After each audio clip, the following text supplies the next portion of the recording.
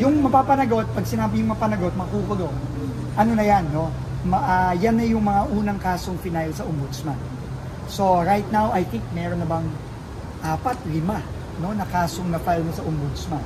So yan ang mga unang-unang makukulong. Sir, At yan ang ulitin ko, yan yung sa Bulacan, sila Diskaya, sila Hernandez, Alcantara et al.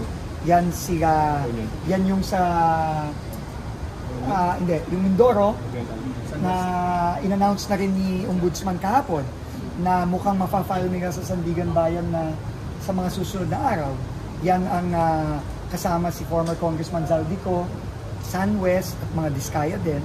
So, dun pa lang sa dalawang kasong yon, ang bilang ko na halos 40 tao na yung yan ang mga unang-unang makukulong. sir, nakikita ba natin na may Kasi non-bailable yung mga kaso.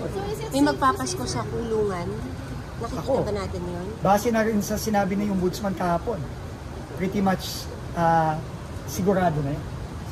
Ako, ang bilang ko personally, dun sa dalawang kaso sa La Union, ay sa Mindoro at sa Bulacan, 26 sa Bulacan and roughly mga 15 ata sa Oriental Mindoro. So, dun pa lang, 40 na yun.